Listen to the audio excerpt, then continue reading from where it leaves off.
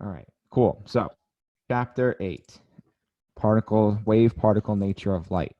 All right, so basically,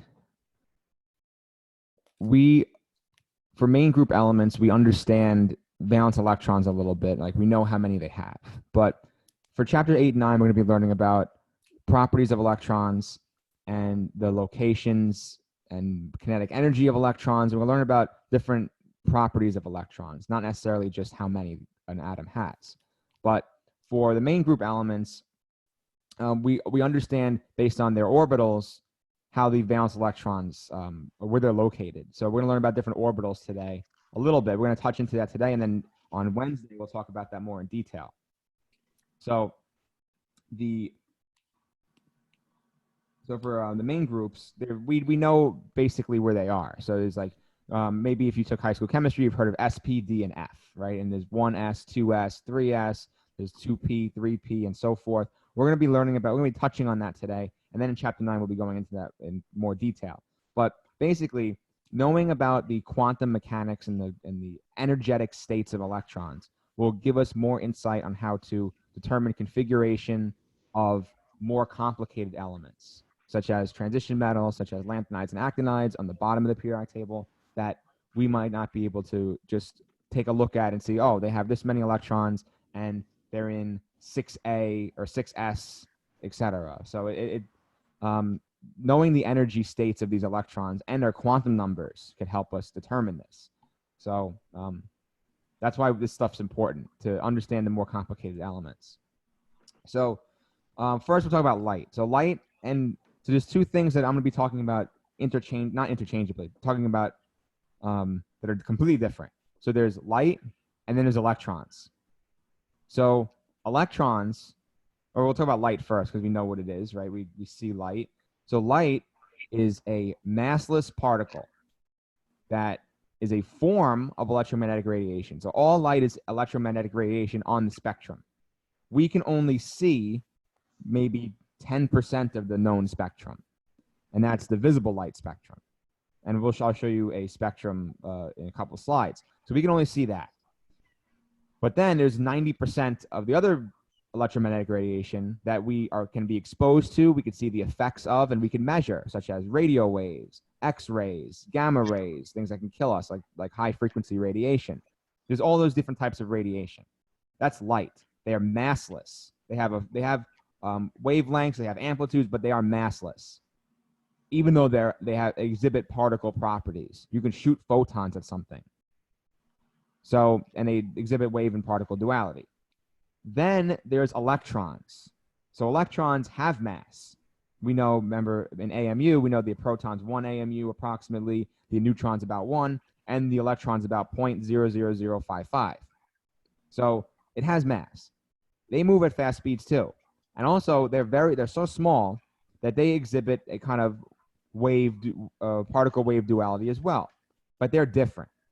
So what we're going to be talking about today is the photoelectric effect, and I'm not sure. We're talking about vibrational frequencies a little bit, but basically what happens is, I think more next class we'll talk about exciting electrons. So basically, if you want to excite an electron, you put more energy into it. Then when it comes back down to its ground state, it releases light. So light is a form of energy that it releases. And today we're going to be looking at equations to determine how much energy is involved in X amount of photons of light. And there's equations for that. So electrons and light are two different things. So, and they both exhibit wave particle properties. Now, a weird thing is, technically everything has wave particle properties. So because it's related, the energy is related by its mass, and then which could be related to the frequency. Is there a question? If not, can you please mute your microphone, or I will do it. It's okay. I'm not angry. I'll just mute the microphones. Cool. All right. I'm surprised nobody has tried to. Isn't it a thing like Zoom bombing or something? I don't know. You like either start yelling or do something crazy. I don't know, but thank you for not doing that. Because I wouldn't know how to react, honestly. I think it'd be pretty funny, but it would disrupt the lecture. So you shouldn't do anything stupid. And I would know who it is because your microphones are right, I could see who's talking. But anyway, so technically, and you can see this in the homework if you didn't start it already, that there's some stupid questions that are like, find the frequency of a baseball if its amplitude is, if its wavelength is this, whatever, right? But technically all objects have a wave-particle duality, but when an object becomes bigger than even like femtometers, like once you get bigger than an electron, basically, there's no particle wave duality. It's just a particle. And yeah, technically everything, a physicist would be like, oh, technically everything has wavelengths, but it's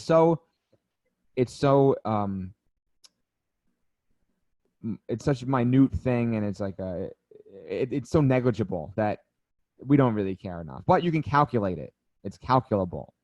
So anyway, so speed of light, very important constant to know. It'll be on all the exam sheets. It's 3.0 times 10 to the 8 meters per second. That's the speed of light. So with light, if you put light through a prism, right, light can actually be slowed down a little bit, and you could see the spread of the wavelengths of light. So one of my professors, when I was taking a instrumental analysis class, he would say, in scientific terms, he'd be like, when you have light going through a different media that's not really air, let's say if it's going through water, if it's going through glass, well, the scientific term is light becomes retarded. So the retardation of light, meaning the slowing down of light. That's an actual scientific term. But us undergrads were like, oh my God, did he just say that? But that's scientific term. So light can't be sped up though. It's 3.0 times 10 to the 8. It could be slowed down depending on what media it goes through. In air, it's about 3.0 times 10 to the 8. But thicker media, let's say if you put light through maple syrup, it's going to be slowed down a lot, right? Because those particles and waves will take longer to get through because it's a thicker media. But anyway, all electromagnetic radiation has these three properties. They're the main properties: amplitude, frequency, and wavelength. So the amplitude is the height of the wave, basically the intensity. So if we're talking about visible light, something that we can understand, the brighter the light, the more intensity it has, hence the higher amplitude. So amplitude is just the intensity. The wavelength. Wavelength is a measure of the distance covered by a wave. So in a graph like this, it's from crest to crest or trough to trough. So it's the length of the wave. And how do we really observe this in visible light? Well, you really can't determine the wavelength from looking at it, but you can determine the frequency, which can tell you the wavelength. So the frequency is how many waves per second. Or in other words, frequency is proportional to energy. I'll write that down. Proportional to energy. And what I mean by that is the higher frequency radiation automatically means it has higher energy.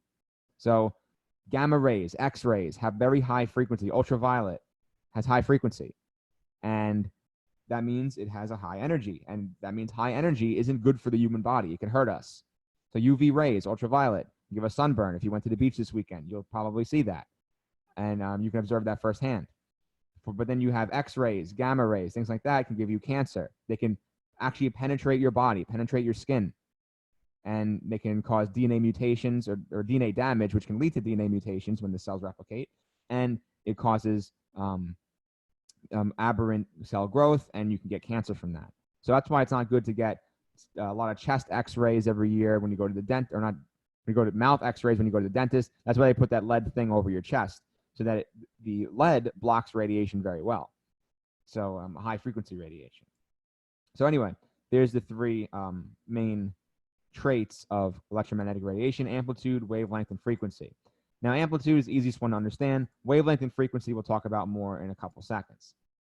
So you have the wave. Here's what a wave diagram looks like. You have the amplitude, which is just the height, right? And if you want to make the light more intense, meaning brighter, you would see this graph just stretch up and down. It would just stretch. If you can see me on the thing, it would stretch like that. So then you have the wavelength, which is the amount of waves, or is the length of the wave. Then you have the frequency, which is the amount of waves per second. So here's what I'm going to do. I'm going to draw another wave on here.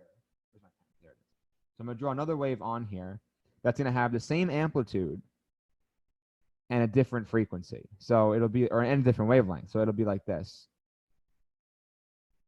Oh no, this is bad. Oh God. Hold on. We're gonna redo that. There we go. All right, so we're here. I'm gonna go. Whoop.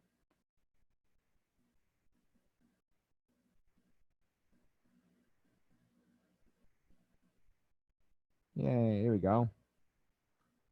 All right, so you get the point. That was terrible, but you get the point. That this is another wave.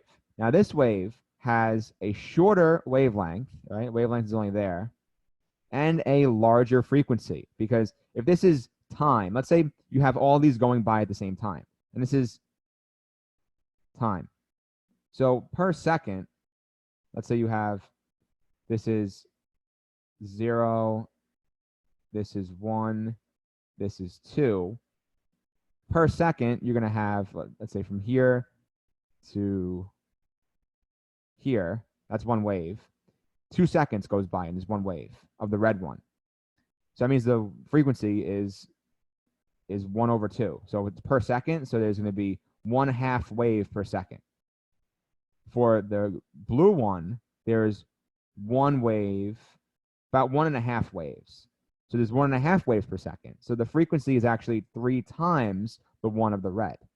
I know this is a very sloppy drawing, but you can kind of see that 1.5 waves go by in 1 second. So the frequency, or the frequency of the blue, equals cycles per second. So it's 1.5 over 1 second, and that equals 1.5 hertz. So hertz is per second. That's the unit of frequency. And then for the frequency of the red, you have 0.5 hertz, because per second is about half a wave. Okay. Oh, something I didn't mention is that the frequency, this is a V, but it's not V as in like velocity. It's V. They meant to write nu. So the Greek letter nu, which is a capital N if you've seen frats, right? It's an N. But the Greek letter nu in lowercase is like a weird looking, like a italic V. And then you have wavelength, which is lambda. So that's lambda. And that's usually measured in distance. So it's usually measured in meters. Nanometers is the go-to unit. But if you're using it in an equation, you're going to use meters. Frequency is per second or hertz. And you can also have, if you are familiar with computers or really any radio waves, you have megahertz, gigahertz, stuff like that. So, yeah. Okay. So here's frequency. Here's the equation. Here's the main one of the main equations. You'll be given this, but it's the frequency equals the speed of light over the wavelength. So that's a very key equation there. I know it's in high quality, right?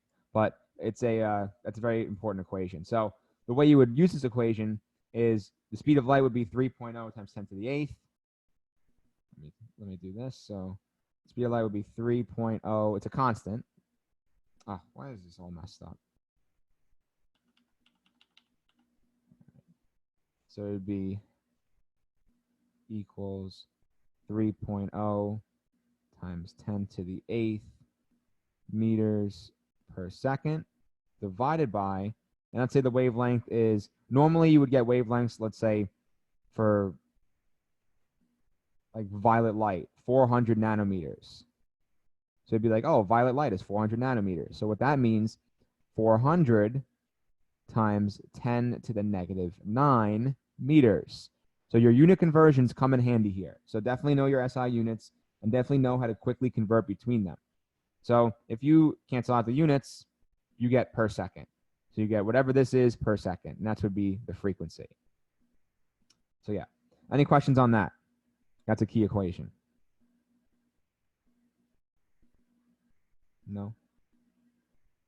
Okay, moving on. So here are examples of some different waves. You have, this one has a longer wavelength, lower frequency, and you see the frequency increases. Amplitudes are about the same, but here you have a dim light, which has a lower amplitude than a bright light. So kind of like what I talked about. And the frequency and the wavelength determines the color. So that's where we're going to get to next. Someone just joined. So here's what we get to next, is color. So the spectrum based on its frequency, we know that frequency has a relation to energy. Higher energy means higher frequency. Now, frequency is a direct determinant of the type of light, meaning the color, or if it's visible or ultraviolet or infrared, stuff like that. So the general light spectrum, I remember, is Roy G. Biv. Roy G. Biv. So ROYGBIV. So, and this is in terms of frequency. So low frequency, and then I'll make it purple. Do I have purple here? I think I have purple. I'll make it blue. So we'll go high. I can't write today. High frequency. There we go. So from low to high frequency, you have this. And then after this, you get UV. And then before red, you get IR, infrared. So it works in that way, and it kind of follows a pattern. So, yeah, there's your colors. I'm trying to think anything else I was going to say. Oh yeah, so blue. So blue light is pretty high frequency, right? It's towards the higher end of this. It's not good to look at blue light before you go to bed, or really it's not good to look at it much at all, because it's not good for your eyes to look at it prolonged. Gus, is there light on the dark side of the moon? Yeah, but you can't really detect it. So, yeah. Anyway, so another question. I know. I understand the reference. I understand the reference. Yes. So, but it is a valid question though. But okay. Anyway, so there's your colors. Oh yeah. So what I was getting to, on your phones or on your laptops, there's sometimes a blue light filter, which you can turn off or on, meaning that, let's say you're looking at your laptop at night, you can get rid of the panel, you can filter out your blue frequencies. So you can look at it at night and not get too much exposure, because what happens is the blue light turns your brain on, because it messes up your circadian rhythm, and you think, oh, it's night, it's daytime, so I should stay up, but you want to go to sleep. So that's a thing. Okay, moving on. So you have your spectrum. Here's a spectrum. So out of our EM spectrum, electromagnetic spectrum, you have visible light, which is everything that we know and see, is only about even less than 10%, maybe like 5%. And here's all your colors, and here's your different wavelengths in nanometers for those colors. So let's start off from low energy total, and we'll talk about each one for a second. So radio waves, they've been around forever, since not a couple hundred years, maybe 150 years. Radio waves has been around, and they don't cause any cancer or anything, and they're pretty harmless, but they can travel a long distance, so hundreds of miles. If you listen to radio, you can hear it from, if you tune into the frequency from maybe not 100 miles, but 50, 60 miles away. So yeah, that's radio waves, harmless. You have AM, you have FM, you have TV, meaning like the TV waves that come out of your TV. There's waves that come out of your TV. Or that used to be like a old like satellite stuff. Yeah, it's like satellite waves. Yeah, they're radio waves, very long distance, and short, low frequency, high wavelength. And 10 to the 4th, 10 to the 8th, that's still considered a low frequency compared to the high energy radiation that can hurt us. Then you have microwaves. So microwaves are also harmless, believe it or not. So that's contrary to probably things that most of our parents told us when we were little, is don't stand in front of the microwave because you can get cancer. That is not true. So the microwave is harmless. You can put your hand in the microwave. It would just get really hot, but radiation-wise, you'd be fine because the particles themselves do not hurt you. The frequency of them will not hurt you. Cell phones. So you notice how cell phones are here, are about the same as high energy radio waves. That makes sense, right? Because cell phone waves can travel really far. Then you travel to the cell tower. Then you got to travel to the satellite, and then you got to go down to another cell tower, and then to the other phone. That has to happen really fast. So it doesn't. Distance can be hundreds of miles, and they are very low energy. So cell phones, if you keep your cell phone by your head when you're sleeping, you're not going to get brain cancer. It does not even increase your chance of getting brain cancer or any kind of cancer. So that is a myth, because there was that one study that I read that was one of the recent ones that said, oh, the 2% difference in people with that slept with their cell phone and not slept with their cell phone. I'm like, all right, that's not true. Or you can sleep with your cell phone on airplane mode. That's just to be safe. But guarantee you're not going to get any cancer increase. And if you do, it will be 0.001% or like 1% maybe increase in chances of getting cancer. And that's if you sleep with your cell phone by your head every day for 20 years, which we're probably on track to do, but it's negligible still. Then you have infrared. So like heat seeking stuff is like infrared. You play Call of Duty, you got the thermal scope, that's infrared. So that's still low energy radiation. Then you have UV, then you have visible light, which is what we can see, and you see the Roy G. Biv. So red, always think about it's always a good thing to know, electromagnetic spectrum. For visible light, think 400 to 800. I know it says 750 here, but think if you go from 400 to 800 nanometers, that is visible light. 400 being the lowest wavelength or the highest frequency, since they're inversely proportional. That's an important thing too.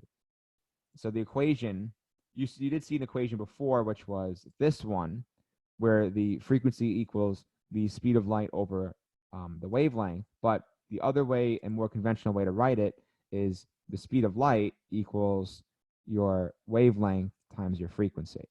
So that is also an equation, same equation, just rewritten, rearranged. And you can see that if wavelength goes up, frequency has to go down to keep the constant of the speed of light. So that's how this works out, and they're both inversely proportional to one another. So violet is your lowest wavelength and highest frequency. Red is your highest wavelength, lowest frequency out of your visible light. Then you have UV light, which can harm us, but only on the skin surface, and it can damage some of our cells. It can give us skin cancer if we're exposed to it prolonged without sunscreen. So definitely this summer use sunscreen. Then X-rays are very harmful, and you shouldn't get more than, I don't know what's recommended, but just try to limit your X-rays, one every year or less, or one every year or more. And then you have gamma rays. So gamma rays are like Chernobyl, and really any nuclear power plant has gamma rays, and that they're emitted from the radioactive particles that are being either fissioned or fusioned, or that are being fusioned. So they are deadly. So highest energy, meaning the highest frequency. Okay, so then with these different types of first of all, is there any question on that? And you should be familiar with the chart. So you should have an understanding, not of the numbers really. I don't want you to memorize all these numbers, but just to understand and know which one comes first, which one's higher radiation, which one's lower. So if I asked you, what is more likely to give you cancer? X-rays, radio waves, or infrared? Your answer would be X-rays, because why? It's higher frequency, stuff like that. Okay, so then you have when these waves and particles come together. So when these waves, sorry, someone's joining. So in these waves, there's multiple at once. So think about this. All the time in the environment, there's hundreds of waves interfering with one another. So you have radio waves from all different directions. You have cell phone waves. You have all these different types of waves. You have different types of light, right? Different color lights, all interfering at the same time. Now, with this interference, there's a reason why we can see some of them, most of them, and we can detect them, and the reason why they're not canceled out. So for, let's say, let's look at constructive interference first. So when two waves that are the same or similar, that have the same peak, are observed at the same time, what happens is they are added. Wow. They're added to make a constructive interference, or they're called in phase, meaning they they just get amplified. So if you have two flashlights next to each other, the light's going to be brighter. And the reason why is because those are the same frequencies of light, same wavelengths. So you can imagine their wave diagrams like this. Let's say there's two of these, right? They're going to be next to each other. They're going to add up. And what you're going to observe is double the frequency, double the amplitude. Or not double, sorry, double the amplitude, not double the frequency. You have double the amplitude, and they'll make a larger wave. Then you have destructive interference, meaning if you put, it doesn't really work well with flashlights, but because it's such a low frequency. But if you take, I guess just high energy photons and you put them through, we'll talk about it in a second. We'll put them through a slit and you get one wave is off centered. So here's like this. So, or here like this. So if you have two waves that are out of phase, meaning one of them starts before the other one and their peaks line up with one of the peaks line up with one of the troughs, you'll get what we call destructive interference. And you actually won't see any light. Even though you have both sources of waves here, you're not going to see any light because added together, they're going to create zero. They're going to make zero. So when you have waves in phase, they're going to have constructive interference. What we call out of phase will have destructive interference. And that's basically just dependent on the frequency and the wavelength, really. So if you have, it really only works with the same type of radiation twice. So if you have one of these radiation types is different, it won't be a perfect overlap. So you'll never get perfect destructive interference. But if they're the same type of radiation, then you will. So those are the two important things, constructive and destructive interference. Okay, so here's where we can get into seeing that with these slits that I just said. So there's a diffraction pattern. Instead of just going over definitions, I'll just show you examples. And then there's an interference pattern. So they're basically the same thing. So what happens is, here's how they figured out how light has a particle wave duality. So what you can do is you can take particles that don't behave like waves, such as alpha particles. You can take alpha particles. So they're a low frequency radiation. They're helium atoms. You can take helium atoms and you can put them through a slit. You can shoot the beam of them through a slit and the beam will just continuously go. Right? That makes sense. If you shoot a bullet, you shoot a bunch of bullets through here, some of them will hit the wall, some of them will go right through, but they won't expand as a wave. But then you have things like a wave that, let's say a sound wave. A sound wave will be wave, wave, wave. When it hits the wall, the little slit, it will actually create a wave again and amplify. So that's what a wave does. That's what a wave does. If you're sitting that's why that's why theater design and concert hall design is a really, really tough subject. And it's a really tough thing for architects to do, to build a great concert hall. You have to be a master of understanding the acoustics. So acoustics is a really big field that you have to understand how this works and the different equations governing this.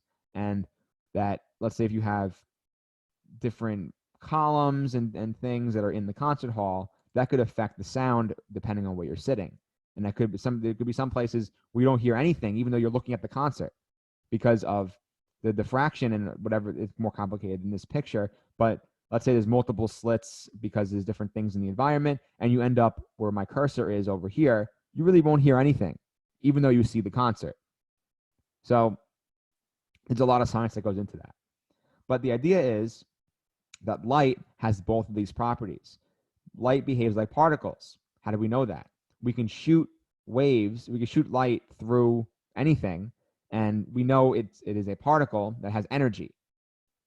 And then it has its own frequency and wavelength.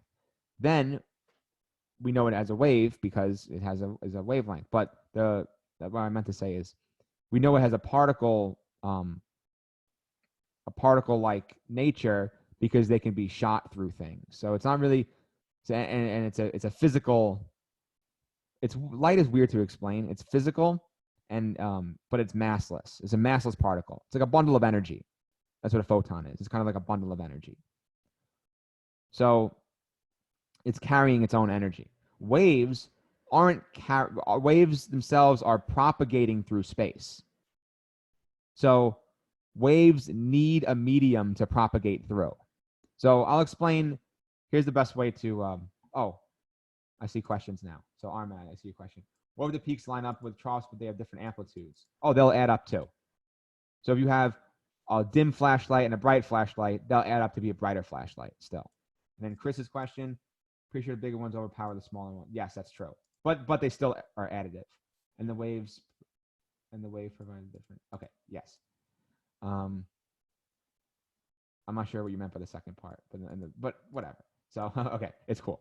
All right. I was saying it was a difference, not additive. Oh yeah, they're additive still. Yeah. Okay. They're different phase, but if they're different phase, well, regardless, they're additive. But if they're out of phase, the additive might create destructive interference. So let's say for this destructive interference one, the bottom wave is moved over a little bit, not all the way, just a little bit. It will still create destructive interference, but partially. Yeah, it won't be a flat line. It'll be a very small wave. But he's saying like if the amplitude of the bottom wave is larger than the top one, but they're still perfectly like out of phase. Right.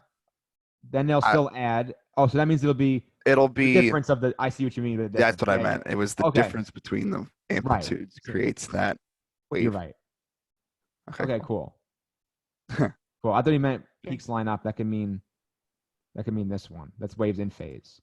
But regardless, you add them either way. So that's the way to figure it out. Okay. Good questions. Okay. So let's talk about sound. Okay.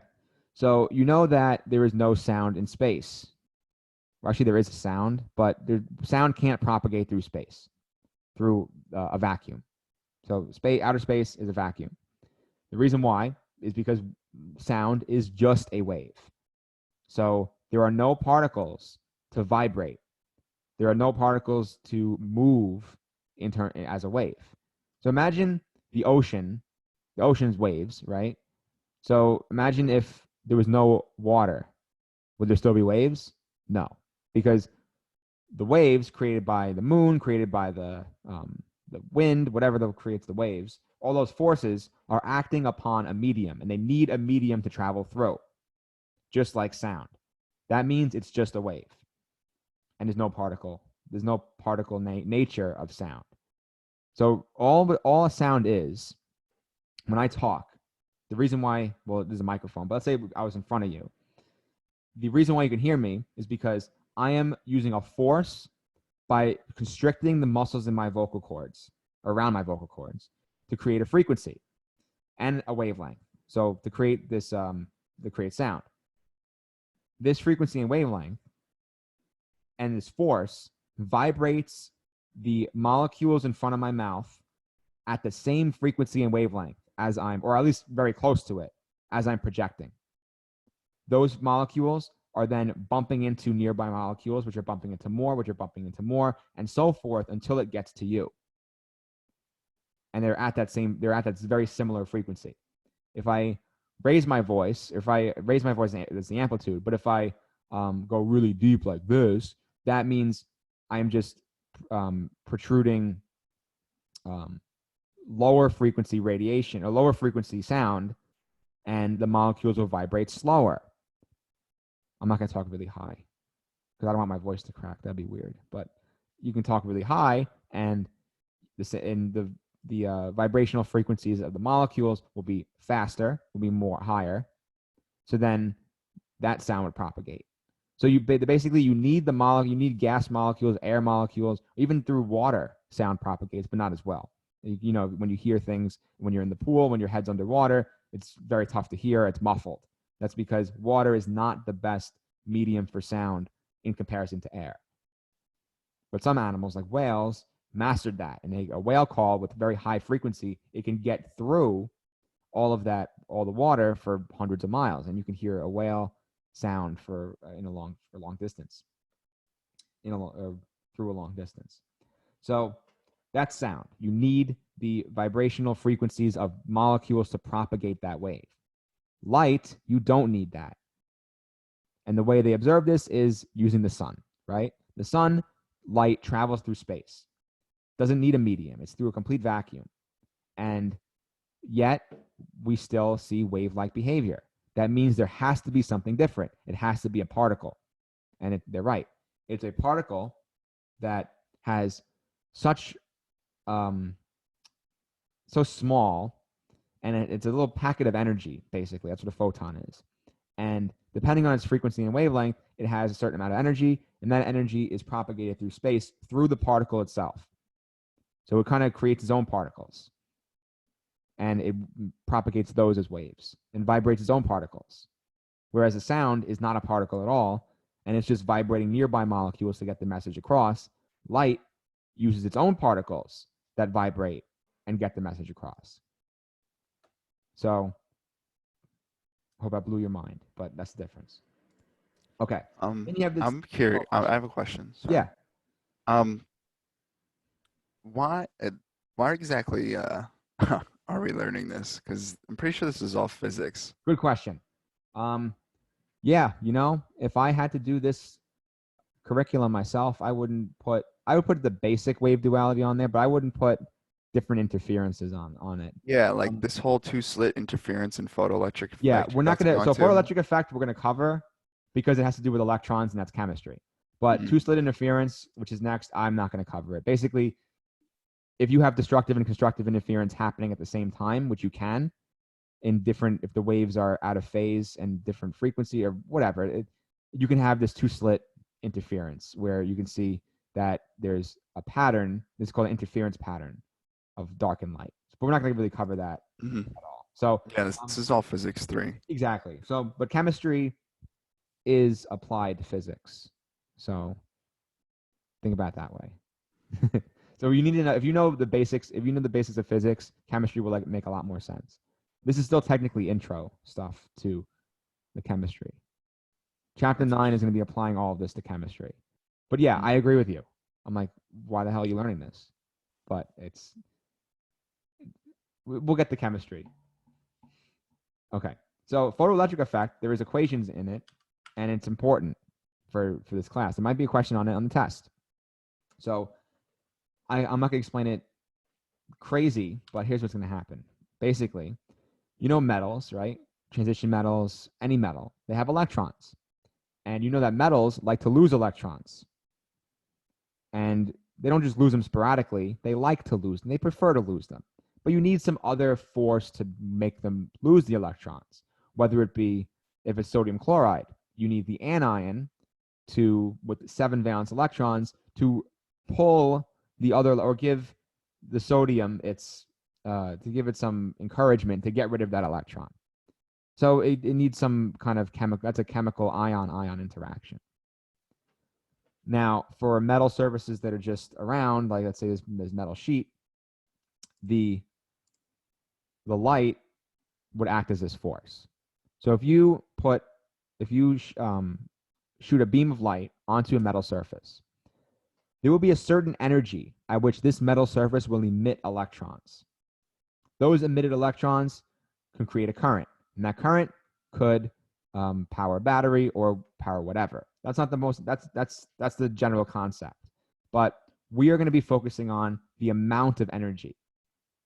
So think about this, where are we at? Here. So for each type of metal, and it depends on the type of substance, iron would be different than sodium, would be different than potassium. There is a minimum energy requirement, a minimum frequency requirement for the electrons to be emitted, see, like these electrons emitted from the metal surface. There's a minimum energy requirement. Let's say it's 10 to the 5th joules or something, right? There's a minimum energy requirement. Anything below that requirement, you can shine that light on the metal all day. It will not emit any electrons. If you're exactly at that frequency, it still won't emit electrons. But it's the minimum requirement. Anything above it, what we call the threshold frequency, threshold energy, same thing. The electrons are emitted, but that extra energy is converted into kinetic energy of the electrons. So I'll say it one more time. You have a light, it goes onto the metal. In order for electrons to be emitted, there is a minimum energy requirement, or if it's light, a minimum frequency requirement of the light that will emit electrons from the metal. Anything higher than this threshold frequency, than this minimum frequency, will emit the electrons, but it will also use the extra energy to give the electrons kinetic energy at a certain speed. So if you have very high frequency radiation onto the metal surface, you will have the electrons will be emitted with the emitted frequency, with the threshold frequency. The remaining energy will be converted into high speed electrons and will actually move the electrons faster off of the metal surface. And the reason why I'm going into detail about this is because there is equations that we can use to govern this. So basically, the faster moving electrons, meaning no elect, who cares? Don't worry about that statement. But basically, the higher the frequency, the higher the kinetic energy that comes of the electrons that comes off of the metal. So as the intensity of light increases, the number of electrons increases. So if you have more light, it just means there's more electrons, but their kinetic energy will be the same. The only thing that will make their kinetic energy faster is higher frequency of the light, not the amount of light. So any questions for this?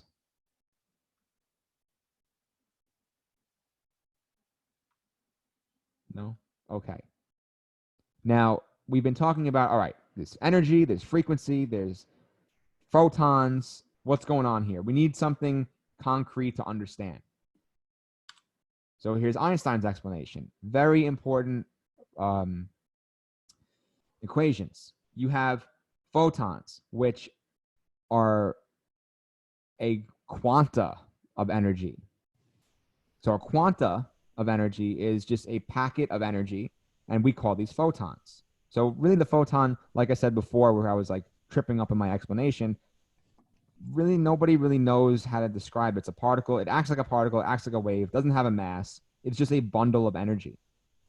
So each photon, depending on its frequency, has a different amount of energy. And we can determine this using these two equations, which are both the same. So the energy of a photon, and technically, this equation, you can put an n in here, meaning the number of photons. So, hold on. My cat was walking by. She just made a pigeon noise. I don't know what she wants. I mean, she wants something, but I'm busy. Okay, so what this equation means, so n is number of photons. So what this means is that with this constant h, which is called Planck's constant, and it will be given to you, but you'll probably memorize it, 6.626 times 10 to the negative 34 joules seconds. Now, what this means is, well, they calculated this using a lot of math, but we're not going to go over that, is based on the frequency, you can directly determine the energy. So remember I said this whole time that frequency and energy are directly proportional, meaning the higher frequency equals the higher energy.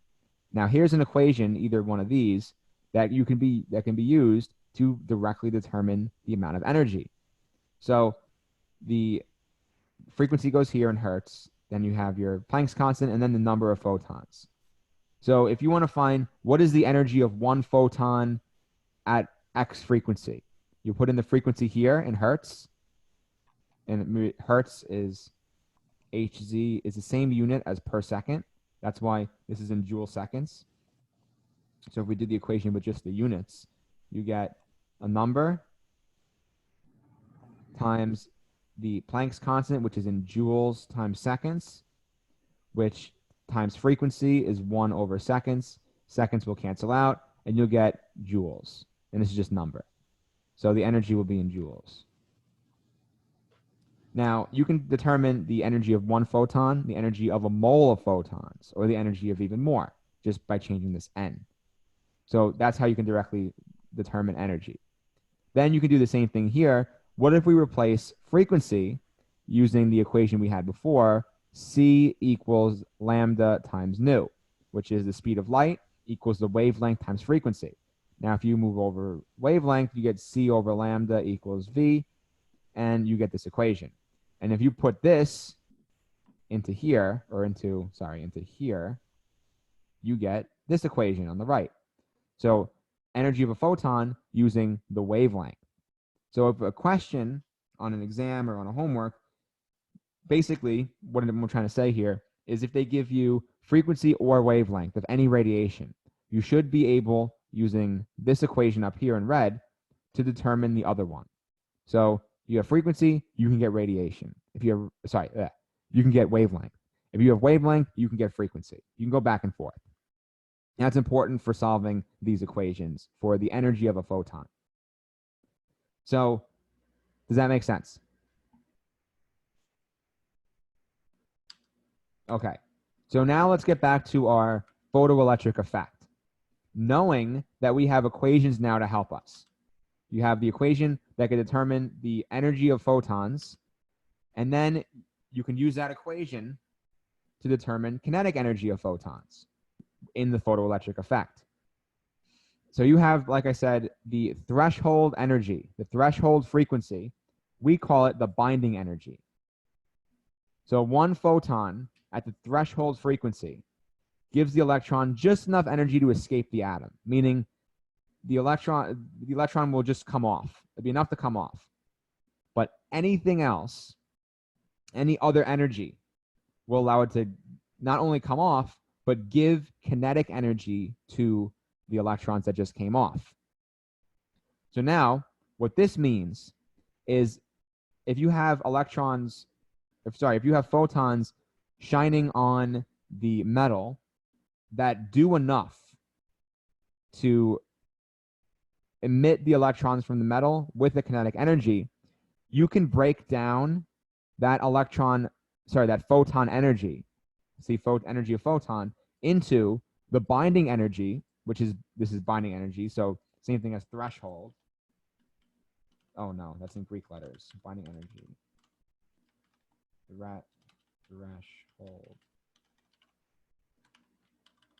Threshold energy. You can use it's the binding energy plus the remaining kinetic energy. That would be the energy of the photon it emitted, or the incident photon on the metal. It can be broken down into those two components when it gives enough energy to the electrons of the metal to be released. And that could be rearranged into the kinetic energy equals, you could change energy of the photon into HV, right? So it would be Planck's constant times the frequency minus the binding energy. So then you can calculate that. So we can do examples with this. Don't worry about this. This is, so 1/2 mv squared, that's mechanics, where you have, that's kinetic energy. So you can figure it out that way too, but we're not going to do that. So, oh no. Well, let's put that answer away. Let's do this example. So I'll give you a couple minutes. You know the answer is, but just give it a shot. Yeah, the photoelectric effect for a certain alloy. Somebody just joined. That was 2 people in the waiting room. Okay. So the photoelectric effect for a certain alloy has a threshold energy of this many hertz. For light of this frequency, find the energy of 1 mole of photons. So using your equation, E equals NH nu, you can figure out the mole. You can figure out that in kilojoules. So I'll give you until 9:55 to figure that out. And yeah. I'll turn my camera off.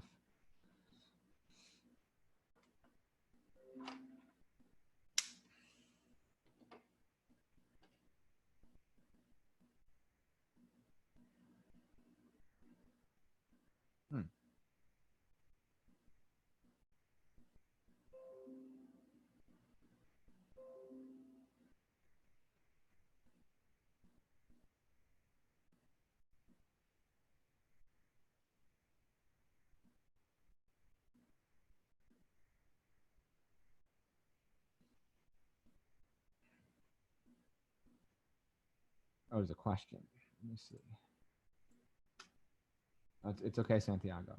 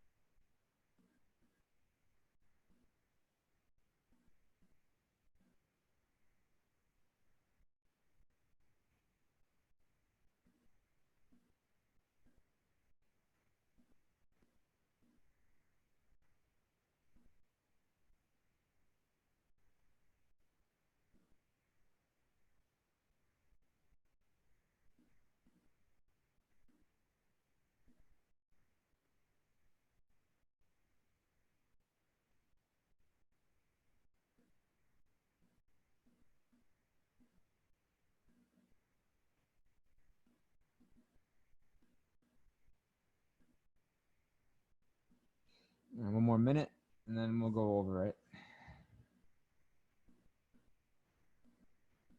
And remember, 3 sig figs when it doesn't specify.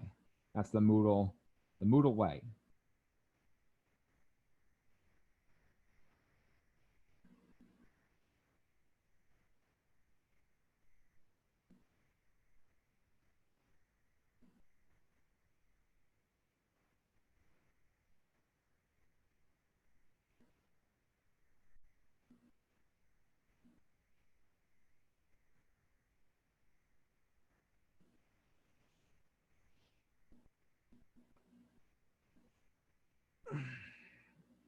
All right, 55. Cool. So let's go over this real quick.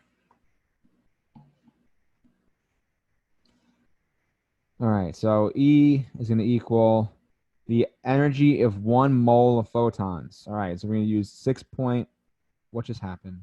Oh, 6 point, what the hell is it doing?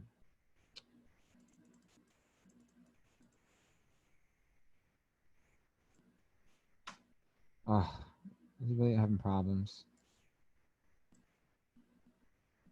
Come on.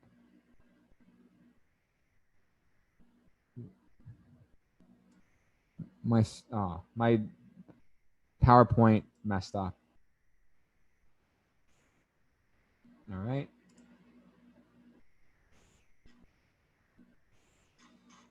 Sorry about that. 1 second.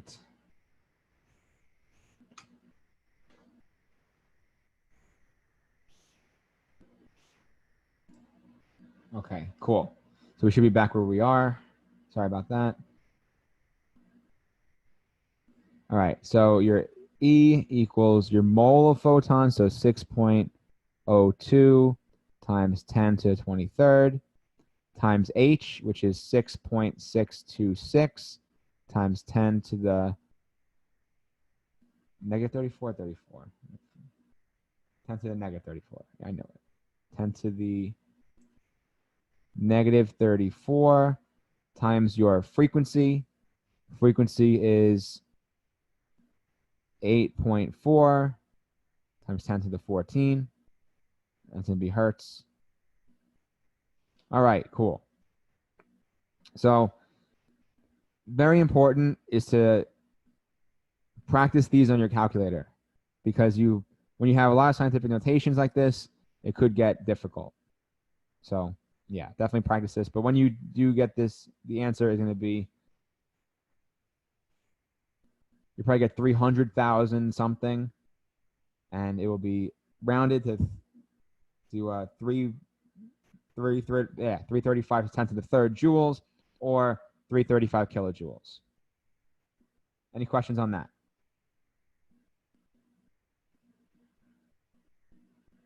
Okay. So now we're going to keep going. Spectra, we learned about spectra already. We saw about the EM spectra. Now, there's this thing called the emission spectra. Now, every atom, every element has its own emission spectra. Oh, and so now we're going to talk about what I was talking about when we said lights or electrons are emitted, and then light is emitted when electrons are excited. So here is what happens. I'll draw it. All right. So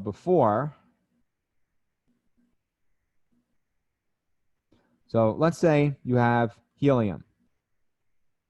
Helium has 2 electrons, 1, 2. Let's say they're in different places, which sometimes they're not. I think helium, they'd be the same. Or not, I think they would. But you have different energy levels. We'll learn about those energy levels today and on Wednesday. So you have energy level 1, energy level 2, energy level 3, etc. So there is an infinite number of energy levels that these electrons can occupy. So let's say you have an atom like helium.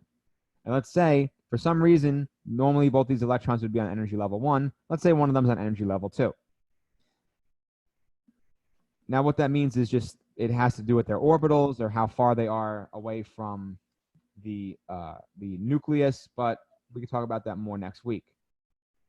And even today when we talk about quantum numbers. What's going to happen is light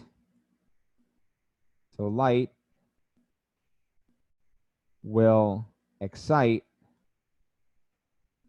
electrons to higher level. Let's say this light is red. Or no, that's not a good example. Let's say this light is blue.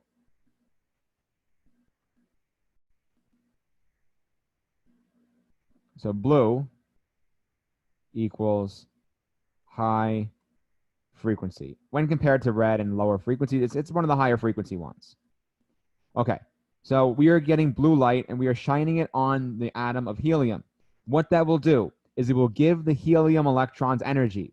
That energy will then excite the electrons. So let's see what happens. So of helium, again, energy level 1, 2, 3. It will take the helium from energy level 2. It will bring it to energy level 3. So I'll change colors.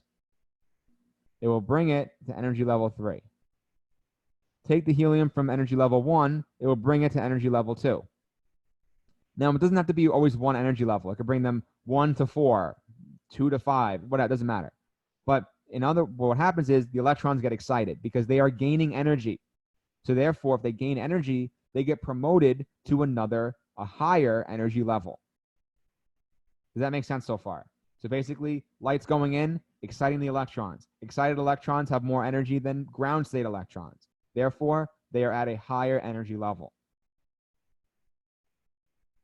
Okay, then this process of them being excited is for short term. This is a short term excitement. I can't even spell. Does excitement have an E? No, it doesn't. Excitement. There we go. Not an English major. I'm not that smart. I'm pretty dumb. I'm gonna spell words wrong a lot. Before I had frequency and I wrote just this part of the Q. I didn't write the circle for the Q. Like maybe because it's the morning. I don't know. But regardless, this excitement of the electrons is very short-lived. Milliseconds, nanoseconds.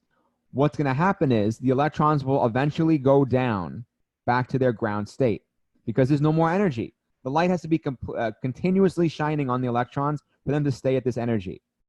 The electrons absorb the energy for only a millisecond, and then they release it again.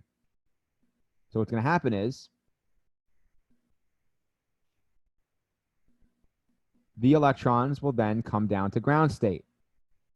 And when they come down to ground state again, they will emit light.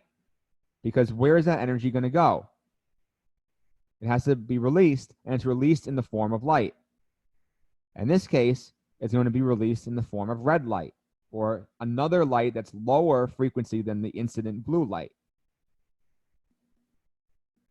So some of you are thinking, okay, why is it red light now? Why isn't it just releasing the energy that it had? Good question. The reason why is because through vibrations, through other phenomenon in the atom, through energy being lost in this process of the blue light shining on the electrons. The electrons are not gaining all of the frequency from the blue light. They're gaining maybe 60% of it, 70% of it, because energy is dissipated in the environment regardless, through vibrations, through, I guess mainly vibrations, but through a lot of everything, every ambient thing you could think about, energy is being absorbed by the environment, by the surroundings. Remember the system and the surroundings, by the surroundings. So even in this system, it's not perfect. Once the blue light comes in, it excites the electrons. Electrons get excited to a higher energy level. Then they'll come back down. When they come back down, they will release energy in the form of light, but this light will be a lower energy than the incident light. It'll be a lower frequency. So that's why blue and red and etc. So it could be green and red, whatever, but it will be a lower frequency regardless. So that is how electrons get excited. And if you think about it, helium is very small. It only has 2 electrons. Other atoms like iron and other bigger atoms have a lot more electrons. Some of them have 100, more than 100. Imagine this happening with more than 100. And each one of them not only absorbs energy and gets excited, absorbs a different amount of energy and gets excited. So who's to say that this electron won't go to 2, meanwhile this one can go to 6? It doesn't matter. It's independent of all the electrons don't have to do the same thing. They could do different things. They can get excited to different levels. So if you have this big variability, and every atom has a different number of electrons that can get excited a different amount by a different light, and they could, and whatever, there's a lot of variability in electrons, you end up with different light spectrums for every single atom, or every single electron, or element. Every single element. So here are some noble gases, and so like this is what makes the fire. This phenomenon makes color in fireworks. It makes the neon beer signs, stuff like that. Which some of them aren't neon; they're argon. Argon makes the blue, or they're a mixture of neon and argon. It makes a combination of blue and purple and red and whatever. It's really a mixture of noble gases. Xenon is another one. So here are some of those tubes that you see at the fluorescent neon beer signs, or really any, it says if we're open or whatever sign you could think of. It's a combination of noble gases, either xenon, even helium, but helium those are expensive. Neon isn't that expensive. Xenon is not that expensive. Argon is not that expensive. It's in the air, but yeah. So it's a combination of those that can make certain colors based on this principle. So yeah. Okay, any questions on that principle? You have the excitation and emission. Excitation of electrons. When they come back down, it's emission of light. Okay, cool. So each element, key concept, each element emits a characteristic color of light, which is really a combination of a lot of lights. So here is the hydrogen spectrum. Hydrogen only has 1 electron, but even hydrogen emits a few different color lights. When the atoms become more complicated, they emit more bands. So helium only emits 1, 2, 3, 4, 6. Barium, which is heavier and has more electrons, emits more. So the more complexity of the atom, meaning the more electrons it has at different energy levels, means the more different frequencies of light that it emits once the electrons are brought back down to ground state. So in every atom or every element, there's charts you can look up that have the emission spectrum written down. Okay, any question on that concept of emission spectrum? And if you were doing the lab, you would be able to see this in one of the labs, but online classes. Okay. So we can have an equation for this. Now, this is the Bohr model. So Bohr, he was like, I think there's energy levels. He came up with the idea, and that there's energy associated with these energy levels. So I want to figure out a way to quantify this. That's exactly what he did. So he came up with this equation. This is the Bohr equation, saying that this constant, and this is derived with Planck's constant, but we're not going to go over the derivation, negative 2.178 10 to negative 18 joules, this constant times Z. So Z is the atomic number. And you know that's different for every atom. And if the atomic number is the proton number. Also, in a neutral atom, it is the electron number. So basically, we're taking into account the amount of electrons something has, and then the energy level that those electrons are on, or the maximum energy level, or whatever energy level the problem states. And we are going to figure out the energy associated with those electrons at that energy level. And then if we take, so okay, first is one thing at a time. Does that make sense? And if not, please ask questions. This equation can tell us the energy of an electron at a specific energy level, whether it be 1, 2, 3, 4, 5, 6, whatever, of a specific element, whether it be atomic number 1 or 50. It doesn't matter.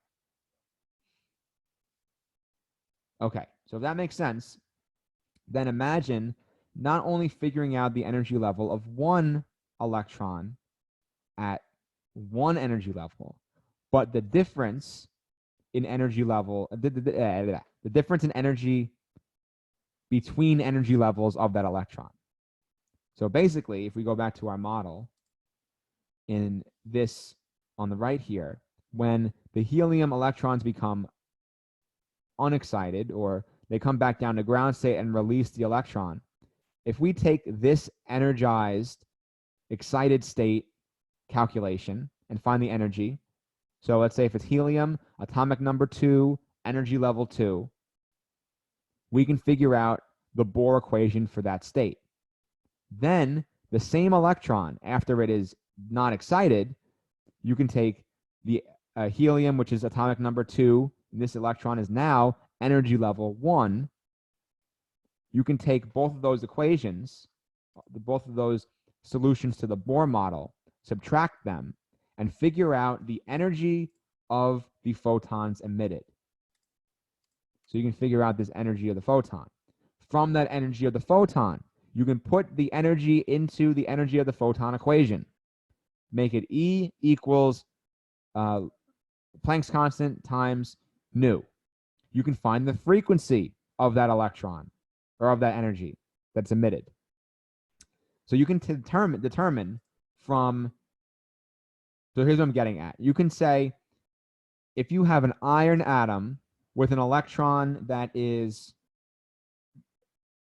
goes from energy level 1 to energy level 4, what is the emission, or what color light is it emitted when it comes down?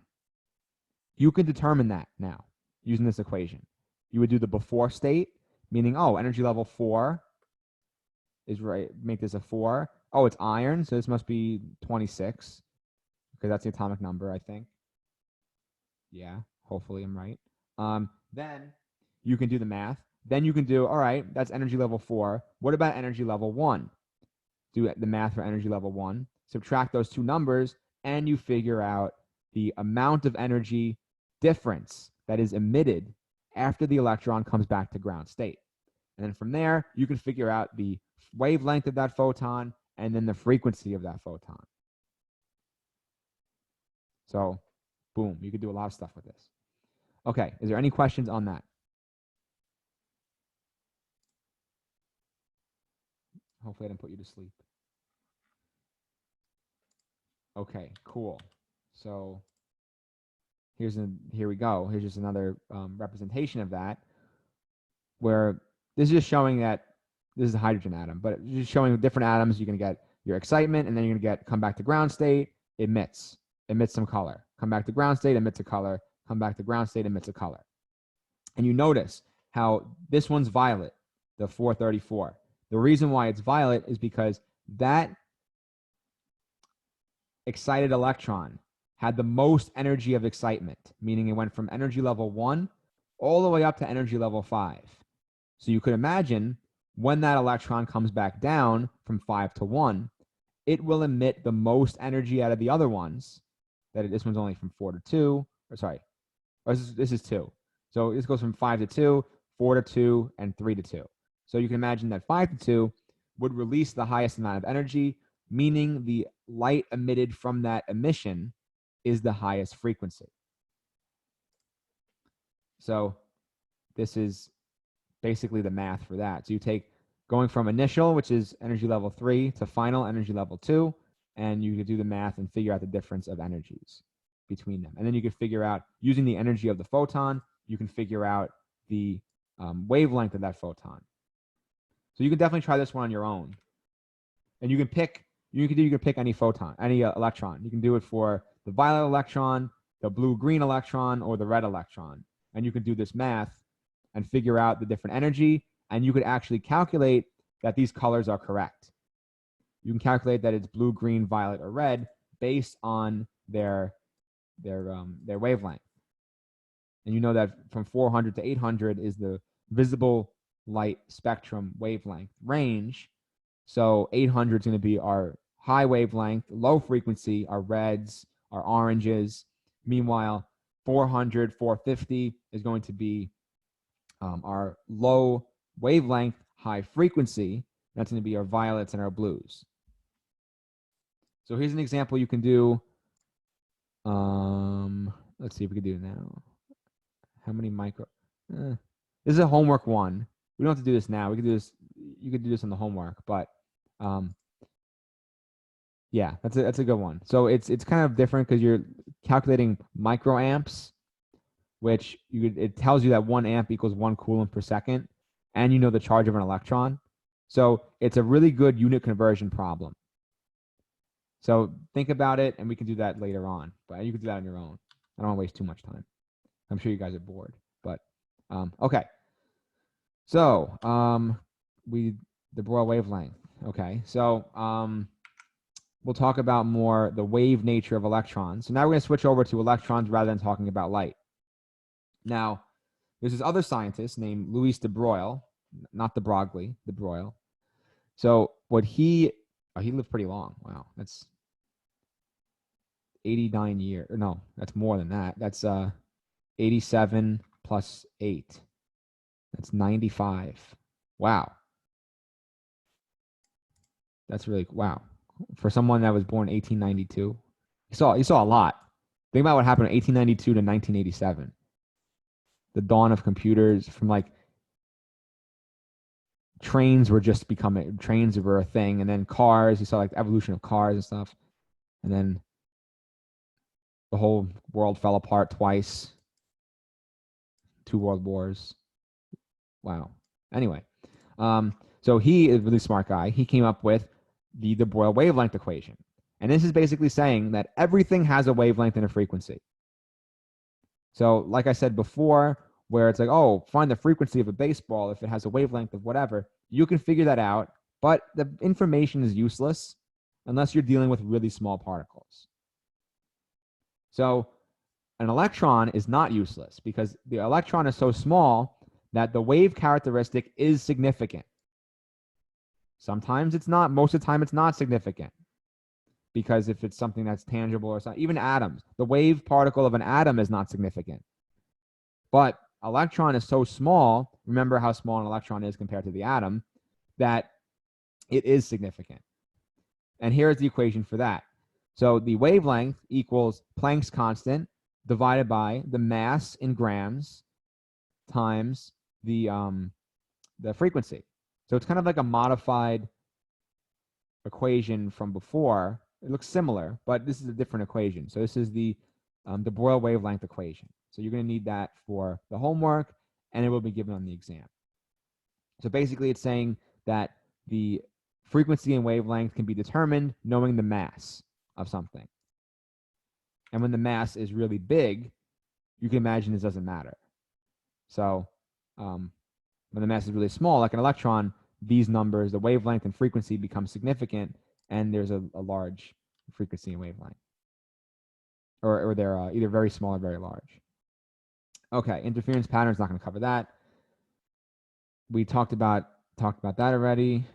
Uncertainty principle, something just to mention before we get to probability distribution. But I'll just say it in a nutshell without over-explaining.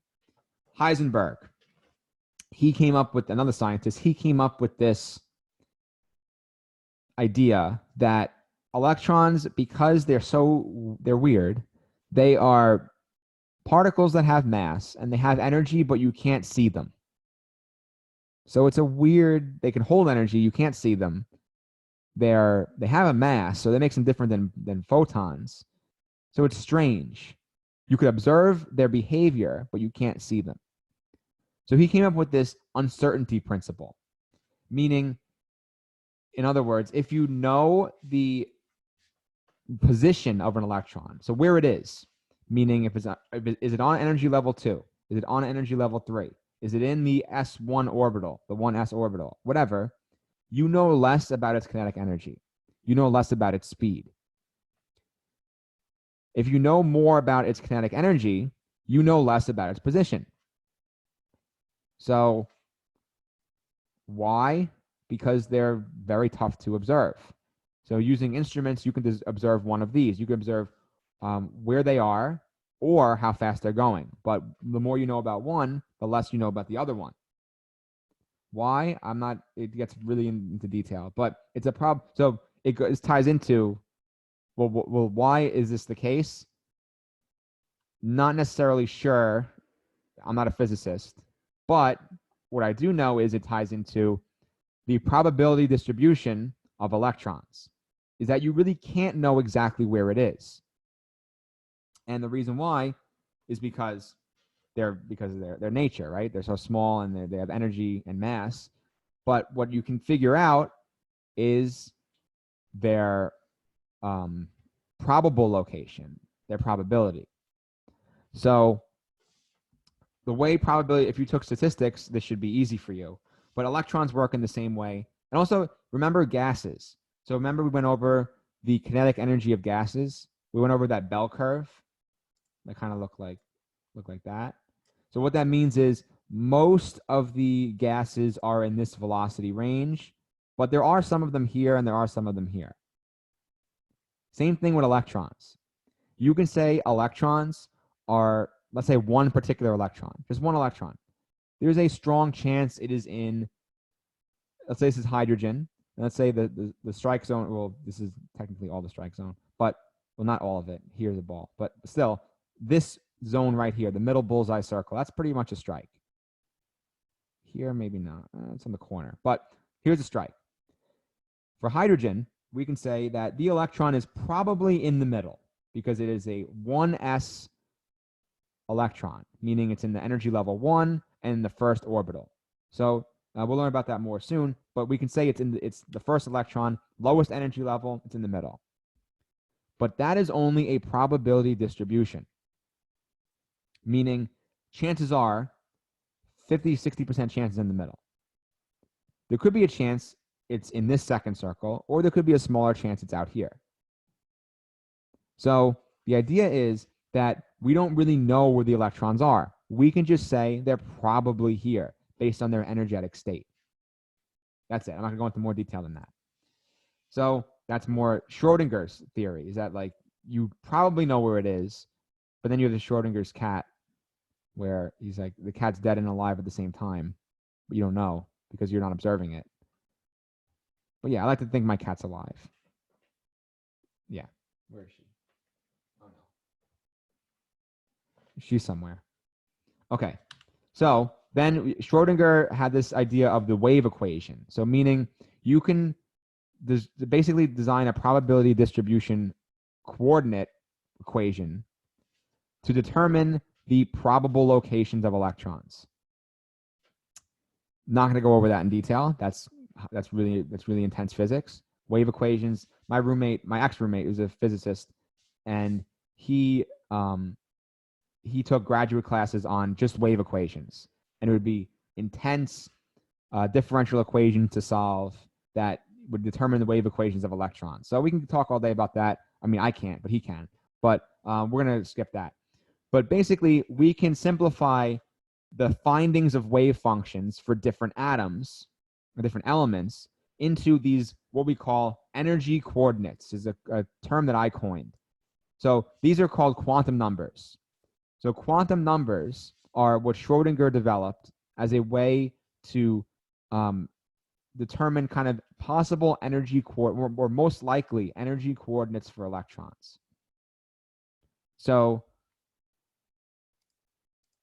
yeah, and there's 4 different quantum numbers. There's the N, L, ML, MS. And we'll learn about all those towards the end, which is pretty soon. Or yeah, we'll learn about them soon. Cool. So there's energy coordinates. Okay. So there's another thing, this is just some terms, an orbital. So an orbital is a spherical region that is a probable distribution for, or if something's in the orbital, it's probably there. So it is an orbit around the nucleus. Orbital, orbit. So it's a 3-dimensional electron density map. So it's just, if you have the nucleus in the middle, 1s orbital. That just means the 1 energy level 1, and then the s orbital for energy level 1, the electrons could occupy that region. There is a p orbital, there is a d orbital, there is an f orbital. There's actually more than that. There is g, h, i, but when you hyper-excite electrons, you can get into those levels. But everything at the ground state of everything on the periodic table only inhabits S, P, D, and F. So we will cover that in the next slides, but I will write that down right now. Where's my pen? Oh, it's right here. Okay, so there's S, P, D, and F. Those are the ones we're going to talk about in this class. Okay, that's what the electrons could occupy. So here are the quantum numbers. We'll talk about S, P, D, and F soon, but here are quantum numbers. It's a set of integers. There are 4 integers, or no, 3 integers, and then MS is a either 1/2 or -1/2. But there's these 4 numbers that can tell us kind of the energy coordinates or the possible coordinates of an electron in an atom. So they show the size, shape, and orientation. That's basically what we can determine from these, and location. So usually we write it like this: N, L, ML, MS. That's how you write the coordinates. Kind of like just a normal coordinate, but it's 4 of them. Okay. So let's go in. If there's no questions now, always ask questions. But if there's no questions now, we'll go into each one individually, and I'll show you what it means. No? All right. The first one is what we call the principal quantum number, which is N, related to the size and energy level. Basically, it's an integer value that can be from starting at 1 all the way to infinity. And it represents the energy level, N energy. N equals energy level. You can have, let's say you have an electron at 1s, 2s, 3p, 3s. We'll learn what these terms mean, but this is saying this first number is the energy level. This is energy level 1, energy level 2, 3, and 3. There's energy level 4, 5, 6, and 7 also. In the periodic table, we talk up to energy level 7. So that's principal quantum number. Any questions? That's the easiest one. But is there any questions? Okay, hopefully you're still listening. Next. I mean, you can. It's good to listen. It's great to listen, but I mean, there's going to be on YouTube also. Then you have the next one, quantum number L, or quantum letter, but it's a quantum number, quantum L. And sometimes they write it as a script L like that. Quantum number L is the angular momentum quantum number. And what that means is the momentum. The higher it is, the higher energy level it's likely to be in. The higher orbital it's likely to be in. So there's rules for L. L could either be, and these are the important rules. L could either be from 0 to n-1. So that's a rule. So in other words, if n equals 2, then L could either be 0 or 1. It's not automatically 1. it could either be 0 or 1. The range can be valued from the range of 0 to n minus 1. So it depends. And you can have electrons of all those, or of all of that. So for energy level 2, if n equals 2, L could either be 0 or it could be 1. So there's two options for n equals 2. What these options mean is that there is a letter, an orbital letter, associated with each L value. So basically, L is the orbital. The letter of L, so L equals orbital of electron. If L equals 0, it is in the s orbital. If L equals 1, it's in the p orbital. L equals 2, d orbital. L equals 3, f orbital. So we have these options. So we know that energy level 2, it can only be the s orbital or the p orbital. And once you learn about the periodic table sense of this, it'll make a lot more sense. And you'll see, oh, that's why it all connects. Okay, not energy. Any questions on L? So it has these rules, 0 to n minus 1, and it shows us where the electron is likely located, in what orbital.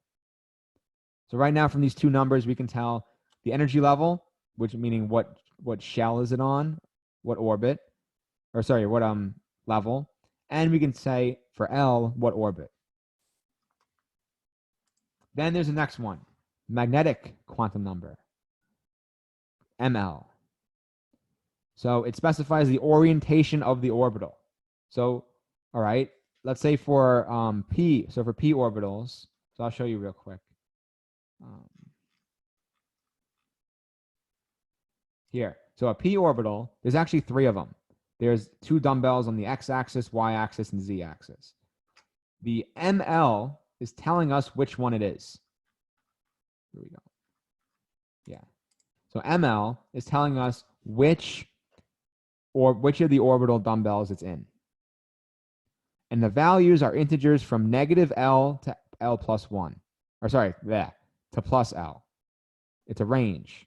Just like L was a range, ML is a range. And includes 0. So it gives the number of orbitals of a particular, it gives a number of subshells in an orbital. So I'm sure this is getting a little bit confusing. So let me talk about this. So let's say n equals 2 as our example. This means L could either be 0 or L could either be 1. For ML, if L equals 0, ML could only equal 0, right? Negative L to plus L. For L equals 1, that means negative 1, 0, or 1. So that means there is for L equals here's we can say this. L equals 0. That means it's an s orbital. L equals 1, it's a p orbital. For an s orbital, there's only one orbital for s. It's just a sphere. For the p orbital, there is 3 orbitals, right? There's one on the x-axis, one on the y-axis, one on the z-axis. That's what these represent. Which one is it on? So that's where that goes. Does that make sense? Please ask questions. I feel like this might not make sense to some people. This is tough if it's new to you. Okay. All right. We'll continue. So we have the magnetic quantum numbers. That's ML. Then there's another one. Where is it? Here, we'll do this. There's another one. Then this is the 4th one called MS. So MS is a magnetic spin. This is basically means that the electrons don't like each other, right? They're both negative. In order for them to be in the same orbital together, so because every subshell holds 2 electrons, in order for them to be in the same subshell, they have to spin in opposite directions. That kind of negates their charge. So what that means is they just pick the arbitrary values of plus 1/2 minus 1/2. And that is the possible spin electron quantum number. So for any electron, you can have either +1 or -1. That's the easiest one. So let's do an example with n equals 2, right? Let's figure out how many possible electrons can have n equals 2. So this is how we do that. So let's look at L. We'll make like a little tree diagram. ML and MS. So we know that for n equals 2, L could equal 0 or 1. ML for L equals 0 is only 0. ML for 1 is -1, 0, +1. For MS, we know for all of them, it's 1/2 or -1/2. And then we know it's, I'll just put plus, minus, plus, minus, plus, minus, like that. And we know that L equals 0 represents the S. L equals 1 represents the P. We know that. So what we can say is that in an S orbital, there is a maximum of 2 electrons. One of them spins one way, one of them spins the other way. For a P orbital, there is a maximum of 6 electrons. One of them has ML is -1, ML 0, ML +1, and then they spin in opposite directions. So that means P has a maximum of 6, S has a maximum of 2. Does that make sense? That's a key thing. And that's going to build, we're going to keep building on that with D and F. Does that make sense? I hope it does. Everyone's like, oh, yeah, it makes sense. Cool. Oh, question. There's a chat. Repeat the last part. All right, cool. I will. S, yeah, I guess the last part was S. So every S orbital. So there's S, P, D, and F. S, P, D, and F. Right now, we're just focusing on S and P. So S has a maximum number of 2 electrons in its orbital. The reason why is because once you do the quantum numbers, you see that L is 0, has to be, that's what S is. ML has to be 0. And the MS can either be plus or minus. Spin one way, spin the other way. So that means 2 electrons maximum. The P orbital, we know that for L equal 1, that corresponds to P. For L equals 1, the ML value is -1, 0, or +1. And then for each one of those, you have spin in one direction, spin the other way, spin one way or the other way, whatever. So you have 2 options for each one of those MLs. What that means is the total number of paths of n equals 2 for the P orbital is 1, 2, 3, 4, 5, 6. Meaning there is 6 total electrons possible maximum for the P orbital. Now, let's just cut to the chase. S has a maximum of 2. P has a maximum of 3 or 6. D has a maximum of 10. And F has a maximum of 14. So I'll put max electrons. So that's important. So hopefully that answered your question, Nick. So now we are going to take a look at a chart. So here is a chart that kind of shows what we were talking about. If you look at n equals 1, for n equals 1, there is only one possible L, right? Because it goes from 0 to L minus 1.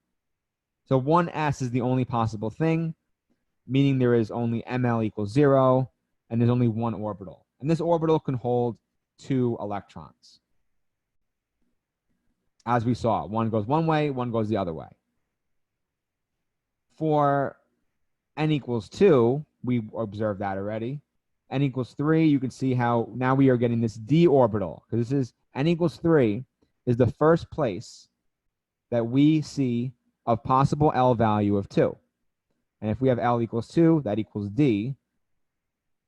And if L equals 2, we can have ML values of -2, -1, 0, 1, and 2. That means there are 5 orbitals. 5 times 2 meaning the 2 for each spin, positive or negative, you get 10. For F, 7 times 2, you get 14. And the reason why we're timesing it by 2 is because of the spin quantum number. The spin quantum number could be plus 1/2 or minus 1/2. Once you factor that into the ML, you have 2 values for each ML, meaning you just double the number of ML values possible, and that equals the maximum number of electrons in each of those types of orbitals, whether it be an S, a P, a D, or an F. I know that might be a lot, but when you do questions and examples, it should make sense, or it will make sense. So we did this already. The terminology might be difficult, but an energy level, we know what that is. It's N. An orbital is L. So L is an orbital. So S is an orbital. P is an orbital. D is an orbital. F is an orbital. Orbitals have subshells. Oh, wait. Orbital is also called a subshell. I guess so. But then there's sublevels. Oh, wait. Hold on. This terminology is kind of difficult. So orbitals are SPDF. We don't really use sublevel. We call it subshell. A subshell is in an orbital, you can have a subshell. S has 1 subshell. P has 3 subshells. D has 5 subshells, and F has 7 subshells. That's where these numbers come from, 3, 5, and 7. ML, the number of ML values is the subshell. ML, subshell. ML, subshell. L, orbital. So I'll write that down. So N is energy level. L, orbital. ML, subshell. Like that. The key thing is that no 2 electrons can have the same quantum numbers in the same atom, of course. You could do one problem and it has the same as another problem, but 2 electrons of the same element or the same atom cannot have the same quantum numbers. Why is that? Okay, well, because just like coordinates, if you have 2 things with the same coordinates, that means they're in the same spot. So they can't be 2 different things if they're in the same spot. Okay, now as a practice, you're going to do this. We're almost done. We're going to do this example. So how many electrons can be described by the quantum numbers n equals 3, L equals 3, and ML equals 1?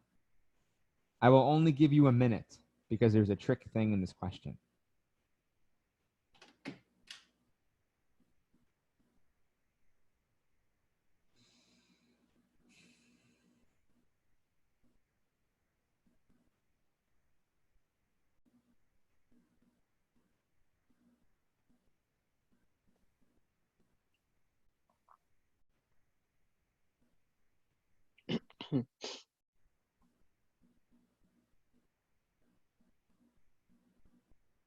Okay, so let's take a look at this.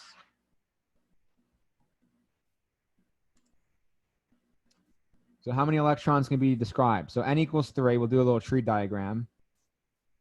If n equals 3, L could only be from 0 to n minus 1.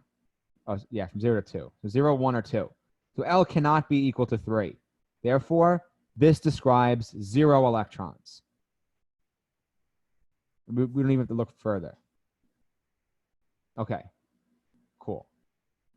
That's a trick question. All right, so here's this one's not trick. This is just which of the following quantum numbers is not allowed? Oh, so Venk, I thought it went from negative L to L. Yes, ML does. ML does. So this ML is valid for this L. Totally. But this L isn't valid. So we're going to say that this L doesn't work. This L could be 2, and the ML could be 1. That's totally fine. The L could be 2, and the ML could be negative 2, negative 1, 0, or 2, or 1, or 2. So yeah, you're right, Venk. Okay, so which of the following is not allowed? So all these A, good job, Gus. So A is not allowed. Why? Same reason, because N is 1. That means L could only equal 0. But oh, look, L is 1. Can't be. Everything else checks out. Let's see. 3, L, N could be 3. N could be anything. So then L could be 0. That's right. ML could be 0. That's also true. And then this could be positive or negative half. Doesn't matter. N is 2. L is 1. ML negative 1. That's all possible. And then everything else is possible too. Okay. Here's another one. I want you guys to do this on your own. And we're almost done. Just to get an idea for the tree diagram and to show how many electrons are in each thing. So I'll give you until it's 10:43. I'll give you until 10:47 to do it, 4 minutes. And then we're almost done. Then we're basically done. I have a couple more things to say, but that's it. But you've heard it already.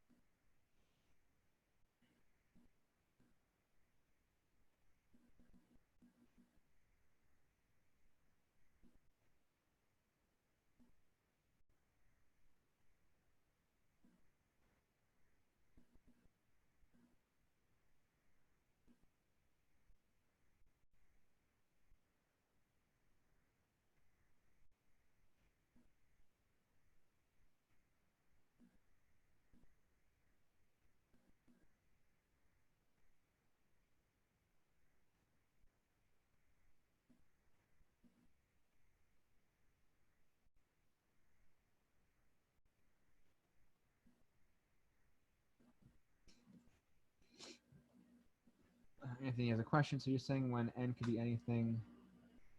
Yes. So that's exactly what I'm saying. L can't be the same number as N. It can only be in the range of of 0 to N minus 1. So if N is 400, L could be anything from 0 to 399. Can't be 400. Or it can't be above it.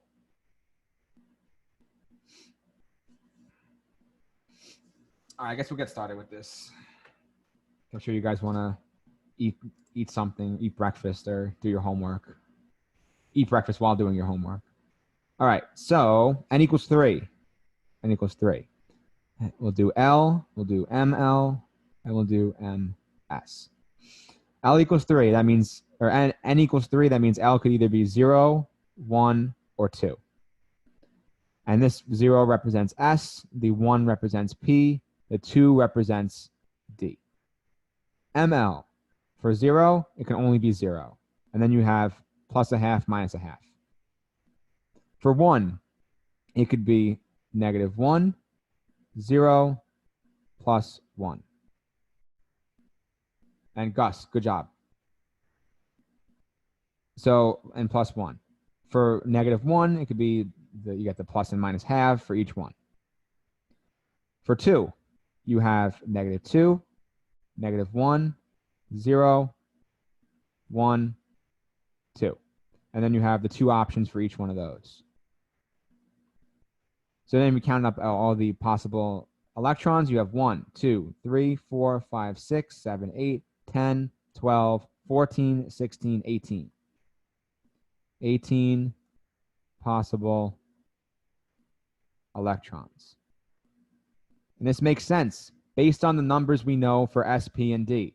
So S, and this is the maximum, is 2. For P, the maximum is 6. And for D, the maximum is 10. Add all those up, you get 18. Because this is true because energy level 3 is the first place And yeah, Chris, good job. Yeah, or n2 to the 2 times n squared. That's also true. But I'd rather figure it out this way because once we bring the periodic table into it, it won't be as apparent as that. Because we need to figure out which electron we're talking about and stuff like that.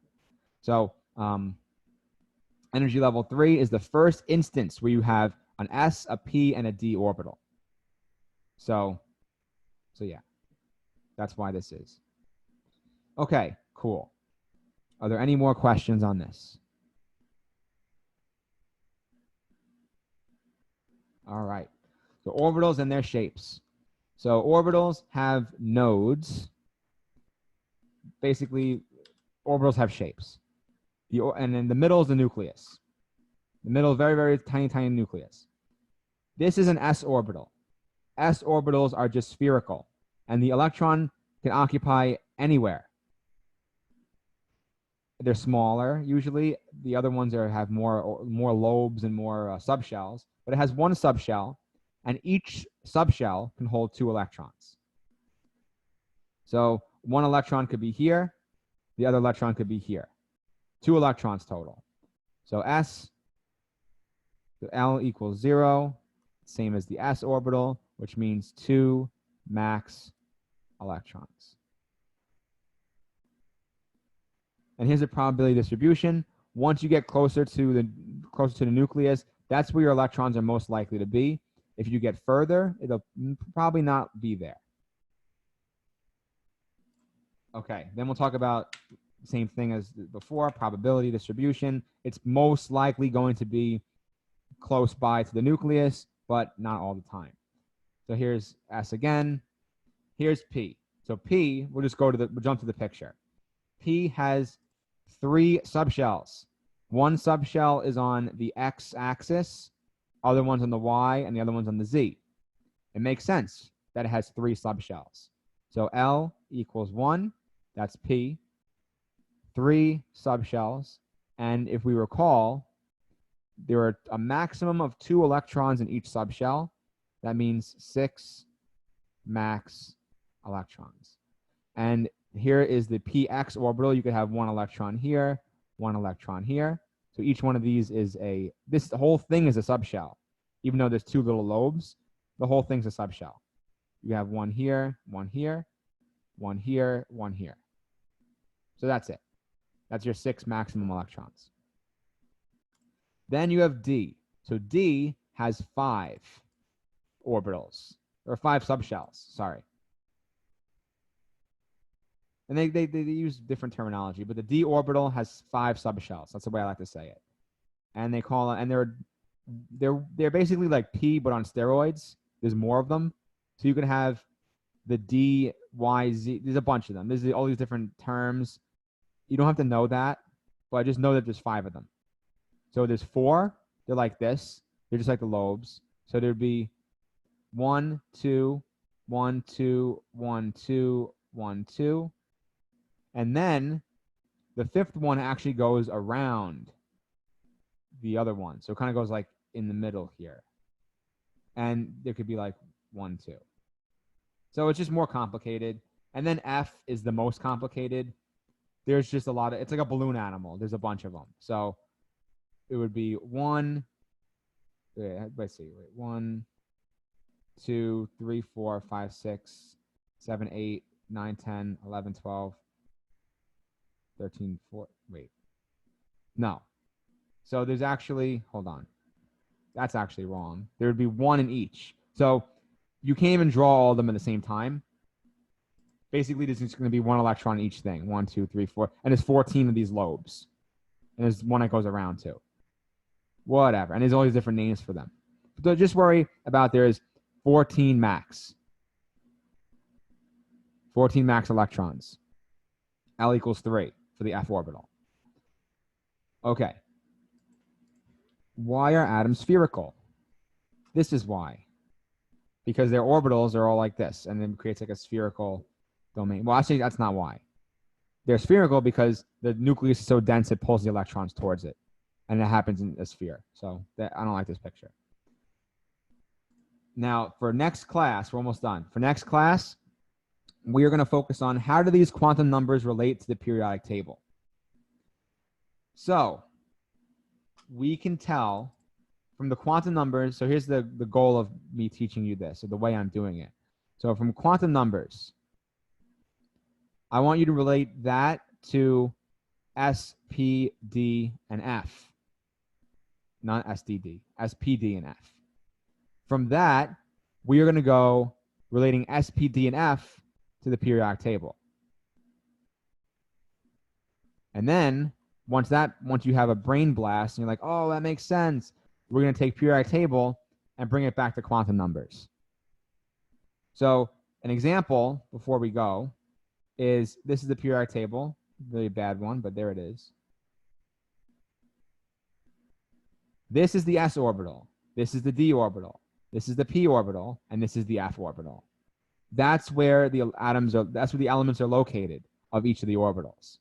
So you can do 1s, 1s1, 1s2, and then we skip a bunch, and this is going to be 2p1, 2p6. So each element could have its own configuration based on the quantum numbers, which is called our electron configuration, telling us up into every single electron in the element, we can say what energy level it's on, what position is it in, and we can tell its quantum numbers, and what subshell it's in. We can tell all that stuff.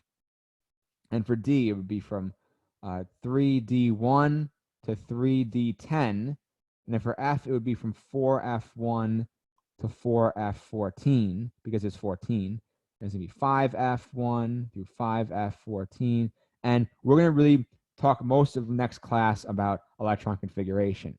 Basically, this is what it's going to go into, is using our quantum numbers and our knowledge about orbitals, subshells, to figure out the electron configuration of every element on the periodic table. Okay, that's a good way to wrap it up. Is there any questions on anything? Well, not anything. Anything that we just did. I'll stop the recording.